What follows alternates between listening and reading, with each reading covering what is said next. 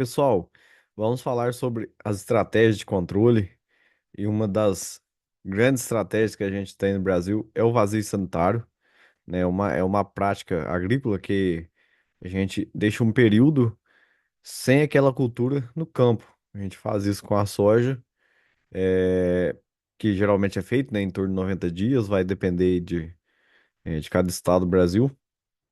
Então, nesse período, a gente não pode manter plantas vivas em uma determinada área de cultivo. Então, por exemplo, eu não posso ter soja no campo plantada ali em julho, agosto, setembro, entendeu? Como exemplo, né? Por quê? Com o vazio sanitário, a gente vai quebrar o ciclo de pragas, né, e doenças que são monófagas, que dependem daquela cultura para sobreviver. Então, o que que a gente vai ganhar com essa prática? Quando iniciamos o plantio da nossa cultura, que no caso aqui estou usando como exemplo a soja, a população daquela praga e doença vai ser muito menor. Então, é uma estratégia muito importante hoje para o Brasil, a gente tá manejando praga e doença, e que traz grandes resultados.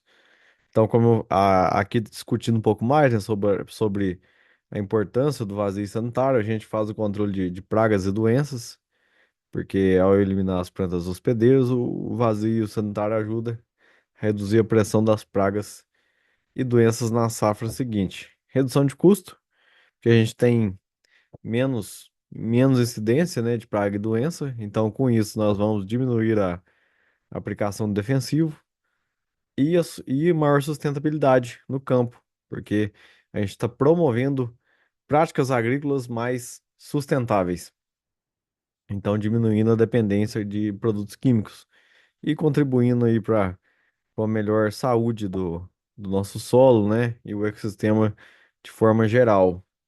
Vamos para alguns exemplos de aplicação. Então, o que que a gente faz aqui? Eliminação de plantas tigueras é uma estratégia de controle, muito, muito interessante. Eu creio que se isso aqui fosse bem feito no Brasil, a gente tinha uma eficiência muito maior no controle das pragas, porque plantas tigueras são as que trazem mais, é o meio, o maior meio de propagação de praga e doença no Brasil, porque a gente, a gente deixa plantas ali entre uma safra e outra que vai estar reproduzindo as pragas e as doenças, né? Então, aumentando a incidência na cultura seguinte. O que que é uma característica de planta tiguera, pessoal? Que são as plantas voluntárias.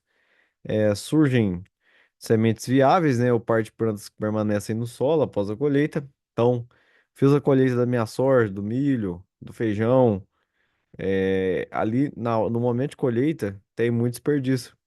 Então, essas sementes, né, que estão caindo no solo vão germinar. Boa parte vão crescer, né, e se tornarem plantas viáveis e ao longo do seu ciclo, né, já não mais como uma cultura, mas como uma planta tiguera, vai estar hospedando pragas e doenças. E o que que acontece, pessoal?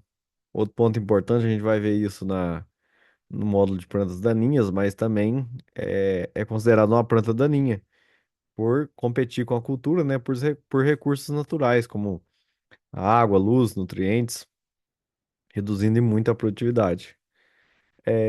As plantas tigueras, como principal característica, são hospedeiras de pragas e doenças. Então, aqui com um exemplo é o milho tiguera, né, que vai surgir geralmente esse milho tiguera vem do milho safrinha, né, que depois no cultivo da soja vai estar competindo com a nossa lavoura por recursos e servindo como hospedeiro para pragas e doenças.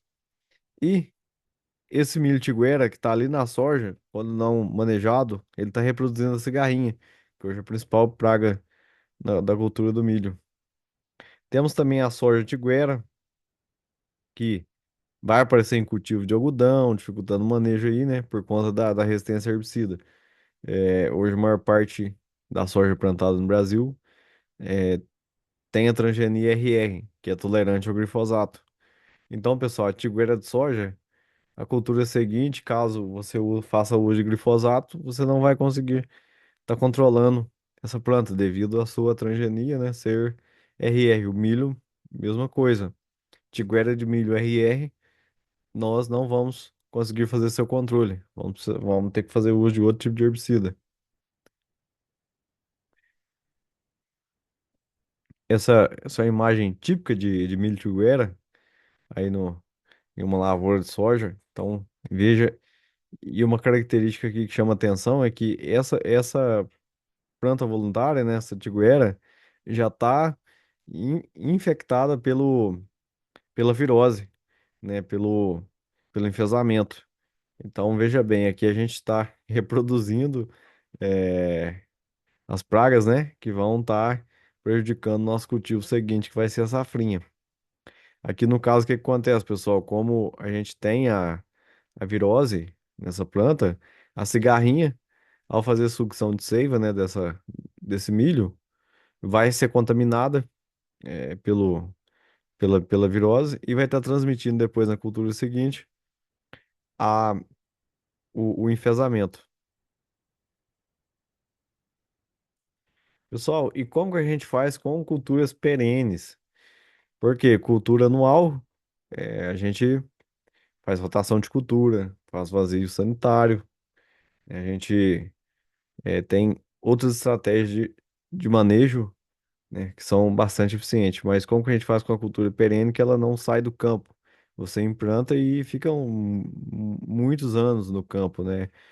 Como exemplo, laranja, café, abacate. Então, o café mesmo vai ficar uma lavoura, ela vai estar produzindo aí 35 anos até 40 anos. Então, como que a gente faz um controle eficiente das pragas? O que acontece, pessoal, é que as pragas, elas têm um pico de incidência, né, onde você tem um ambiente muito favorável à sua incidência e ali a gente tem picos. Aqui eu estou dando exemplo do bicho mineiro, né, a gente tem uma alta incidência ali no período de abril a maio e depois um outro pico de incidência em setembro, outubro, né. A gente pega um período bastante quente com baixa umidade, né, aqui chegando em abril. E depois outro pico, né? A gente vê que ali agosto é um mês bastante seco, aí aqui no centro-oeste, sudeste. Então vai incidir num pico alto da praga ali setembro, outubro. Então, pessoal, o que que a gente faz nas culturas perenes? Inicia o controle na fase inicial da infestação. Então, a gente chega aqui em novembro, né, dezembro, já inicia as aplicações, né, quando a gente constata ali faz a constatação da praga na lavoura, através do monitoramento, já inicia as aplicações para a gente baixar muito a população do inseto praga aqui nesses meses de dezembro, janeiro, fevereiro, para quando chegar o período crítico, que eu estou usando aqui como exemplo o bicho mineiro no café, a gente tem uma incidência muito menor, porque a população inicial, a gente conseguiu reduzi-la bastante, né, pessoal? A praga, ela cresce, no formato exponencial. Então, chega um certo momento que explode a população. E com isso a gente tem um grande dano na lavoura. Mas se ali no início a gente consegue fazer um bom manejo, a gente reduz muito a população inicial, que vai nos trazer o menor pico de incidência. Então, esse é o principal manejo que a gente tem em cultura perene. E também, pessoal, a gente faz muito uso do controle cultural, como a gente já estudou nos vídeos anteriores. Juntamente, né, com o manejo químico e biológico, o controle cultural é muito importante. Pessoal, vamos para o próximo vídeo falar sobre os atos de infestação das pragas agrícolas.